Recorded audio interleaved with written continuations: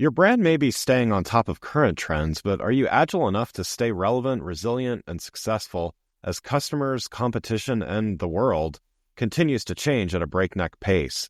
I'm thrilled to share the newly revised version of my first book, The Agile Brand. I'm calling it The Agile Brand Revisited. It's been updated to reflect our continually changing world, and it provides 7 principles that form the backbone of an agile brand, offering detailed insights and actionable steps for incorporating them into your business strategy. This is the book that started it all, and I'm excited to share it with you. It's now available in print and digital formats and available everywhere. Learn more by going to the Agile Brand Guide website at www.agilebrandguide.com. Welcome to Season 5 of the Agile Brand with Greg Kihlstrom, where we talk with enterprise and technology platform leaders about the people, processes, and platforms that make marketing and customer experience successful, scalable, and sustainable. This is what creates an agile brand.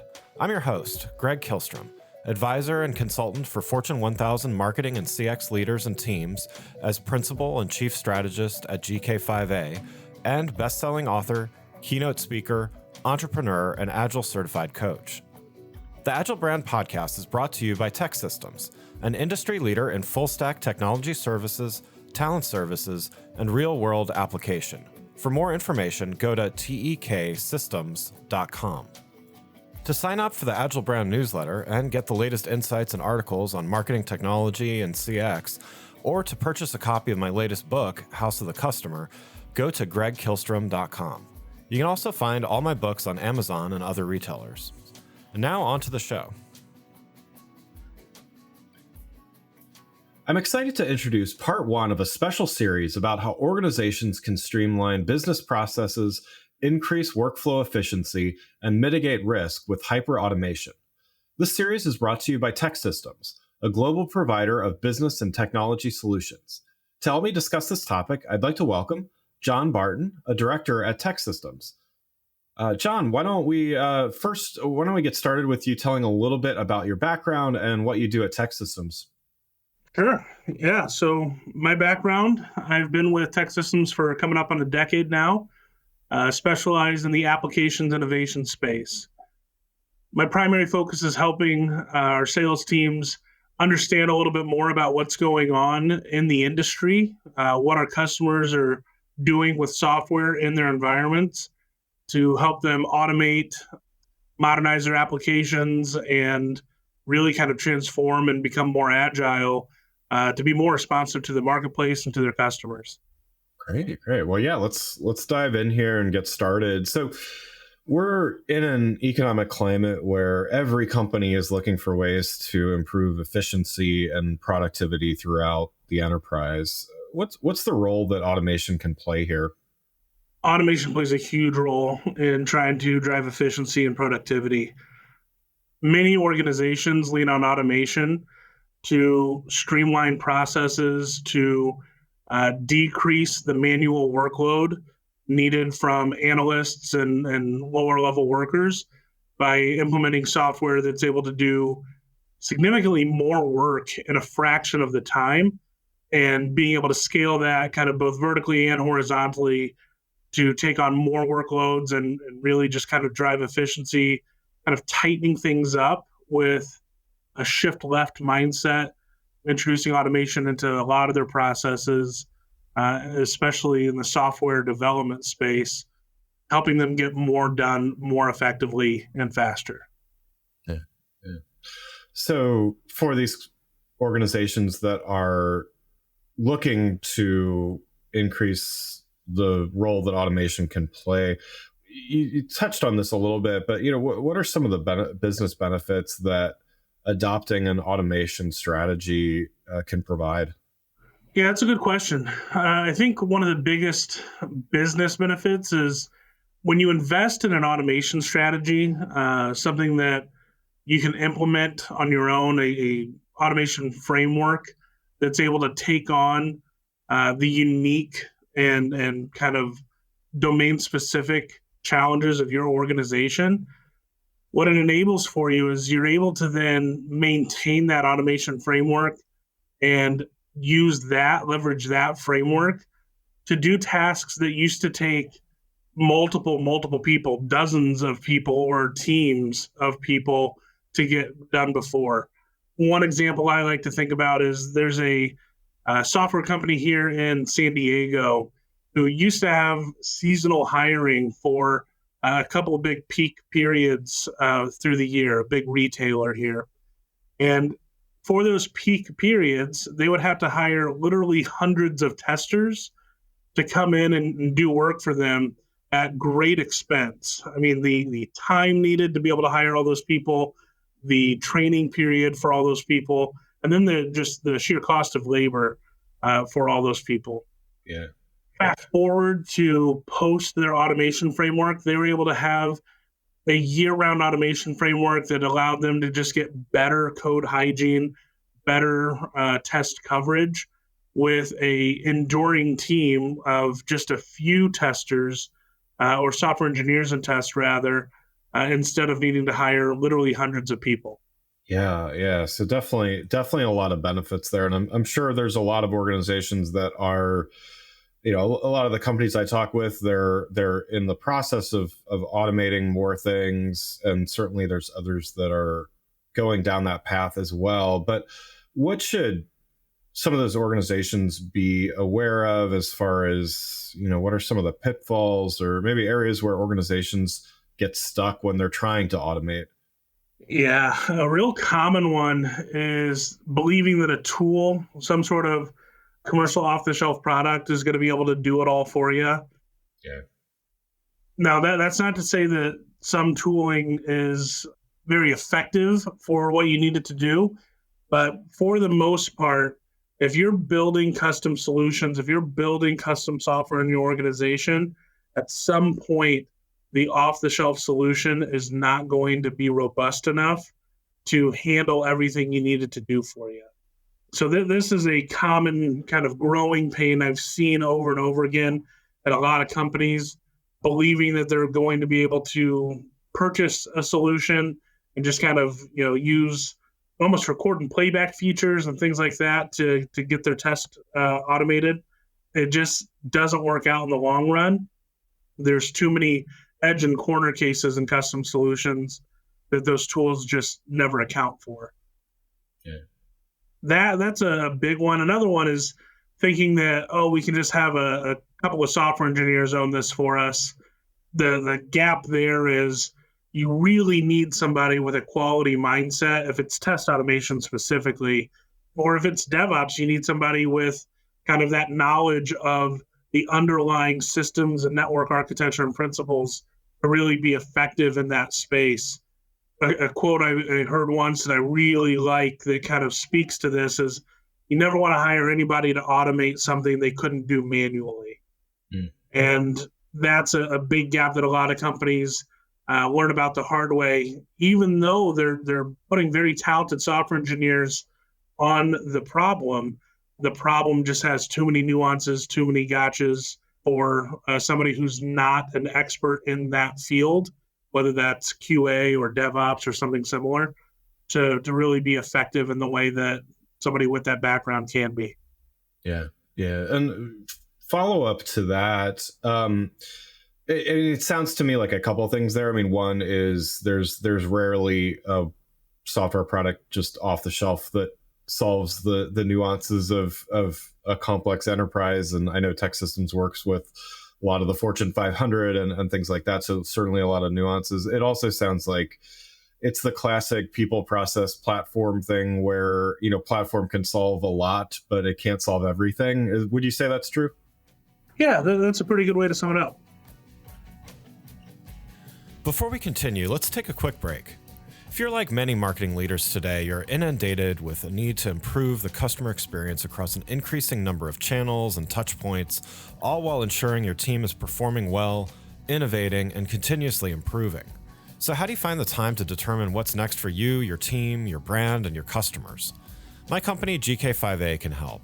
Whether it is advisory services, evaluation of marketing technology platforms and solutions, or digital agencies and implementation partners, or assistance with creating strategic roadmaps and prioritization of efforts. We've done it all and served as an ally to Fortune 1000 brands in industries like financial services, healthcare, consumer electronics, professional services, and more.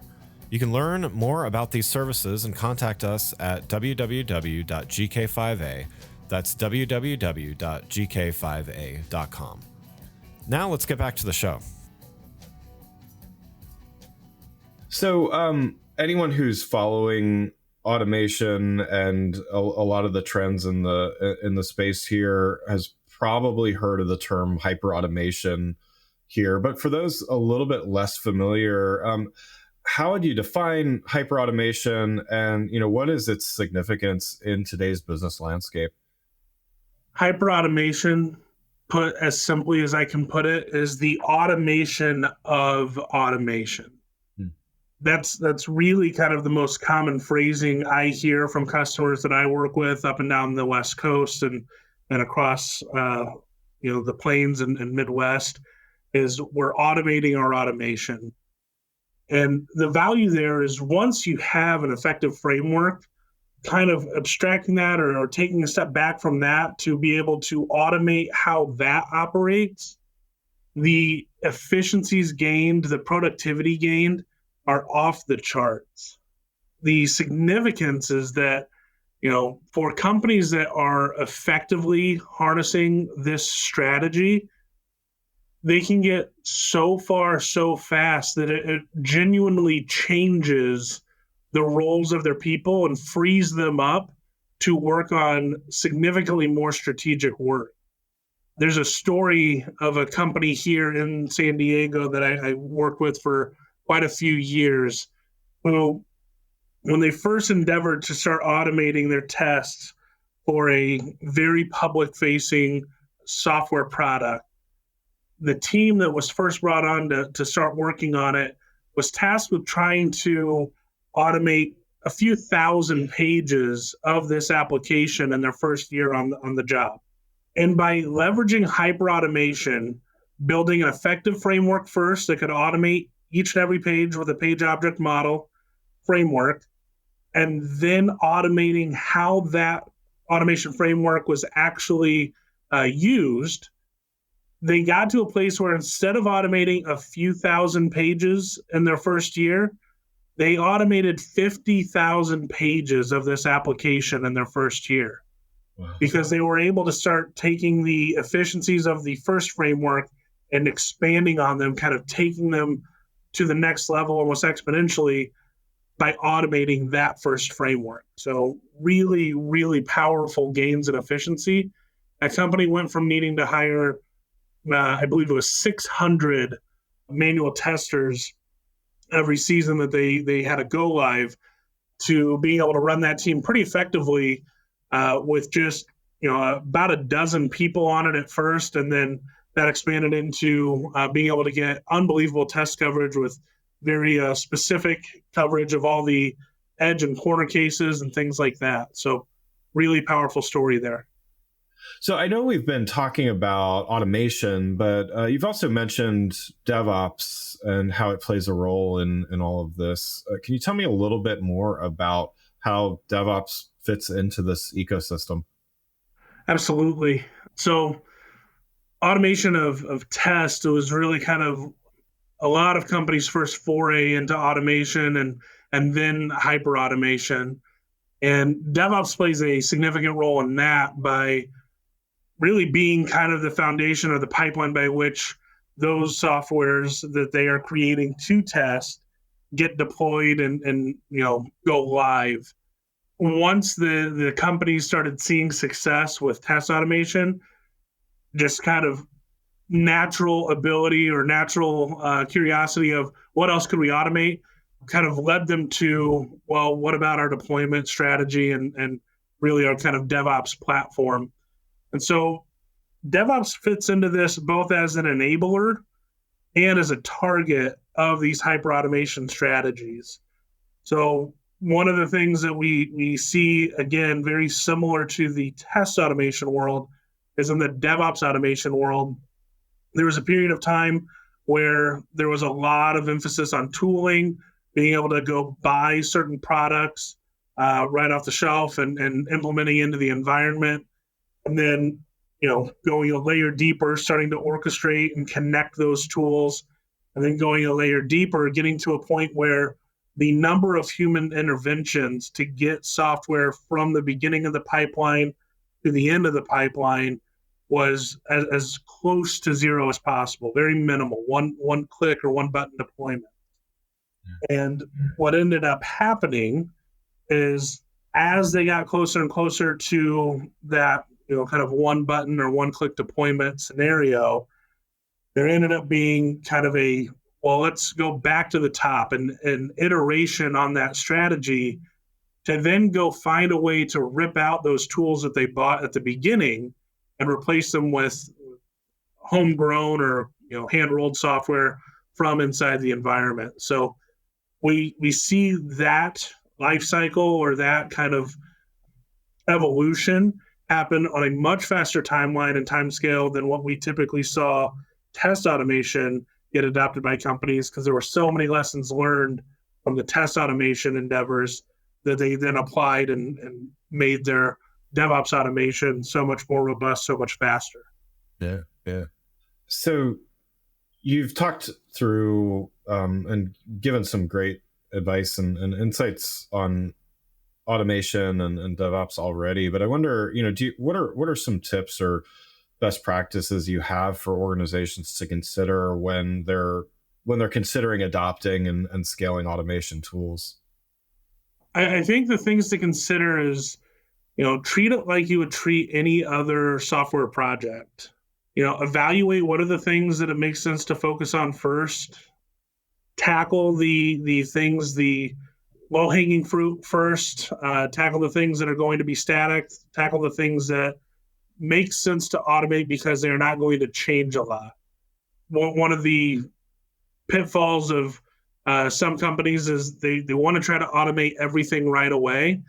And that's not necessarily the best strategy. So it makes sense to start with baby steps, take on the low-hanging fruit first, and then as you develop a layered framework and can start building upon a solid foundation, then you'll start to gain the efficiencies and build the appropriate libraries at the appropriate times to really start to have a more robust framework that you can lean on and really extend as your applications and your frameworks and your technology footprint continues to grow. You won't have to reinvent the wheel with your automation strategy. You'll be able to take that and grow with your applications. Yeah. That's great advice there. Well, any parting thoughts or anything else we haven't had a chance to cover in this discussion about hyperautomation? Yeah, I think one of the more exciting things to see on the horizon here will be how are some of these new AI technologies going to be leveraged for automation? Being able to point some of these AI tools at your application and kind of have that very quickly, very rapidly, at scale, be able to kind of click through and keep up with all the permutations that your application will have as it tries different routes, different combinations of clicks and entries on your application, whether that's just happy path testing or if it's able to be leveraged for negative testing as well. I think there will be some really interesting developments in how AI is kind of taking automation to the next level in a lot of ways. Yeah, definitely a lot of exciting stuff happening in the AI space for sure. Well, this has been a great conversation, Jon. I appreciate you sharing your perspective. Absolutely. It's been a pleasure. Thanks again. And you can learn more about TEKsystems and their perspective at TEKsystems.com. Thanks again for listening to the Agile Brand with Greg Kihlstrom podcast, brought to you by TEKsystems. If you enjoyed the show, please take a minute to subscribe on your podcast channel of choice and leave us a rating so that others can find the show more easily. You can access more episodes of the show at www.gregkihlstrom.com. That's GregKihlstrom.com. To get a copy of my latest book, House of the Customer, visit my website, or you can find it on Amazon or other retailers. The Agile brand is produced by Missing Link, a Latina-owned, strategy-driven, creatively fueled production co-op. From ideation to creation, they craft human connections through intelligent, engaging, and informative content. Until next time, stay agile.